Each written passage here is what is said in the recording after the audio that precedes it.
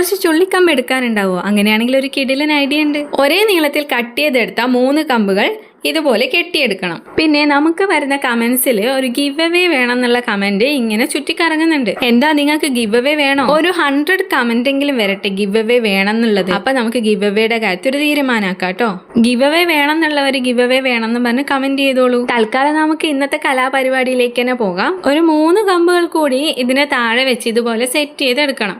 ഞാനിവിടെ ഗ്ലൂഗൺ വെച്ച് ഒട്ടിച്ചൊക്കെ എടുക്കുന്നുണ്ട്. പക്ഷെ നമുക്ക് വേണ്ടത് എല്ലാ കോണിലും ത്രെഡ് വെച്ച് ടൈറ്റൺ ചെയ്തെടുത്തിട്ടുള്ളൊരു ലുക്കാണ്. ഇനി ഒരു ചെറിയ ബോട്ടിൽ എടുക്കുക, പെയിന്റ് ഒക്കെ അടിച്ചു കൊടുക്കുക, അതിന്റെ മേലെയും ത്രെഡൊക്കെ ചുറ്റി എടുക്കുക. പിന്നെ എന്തെങ്കിലുമൊക്കെ ചെറിയ ഡിസൈൻ ഒക്കെ ഇതുപോലെ അങ്ങ് ചെയ്തു കൊടുക്കുക. ഈ ബോട്ടിൽ ഹാങ് ചെയ്തിടാൻ പറ്റുന്ന രീതിയിൽ വേണം ത്രെഡ് ചുറ്റിയെടുക്കാൻ.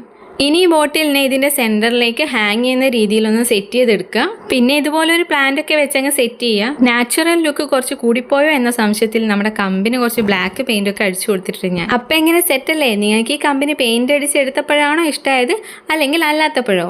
കമന്റ് ചെയ്യാനും സബ്സ്ക്രൈബ് ചെയ്യാനും മറക്കല്ലേ.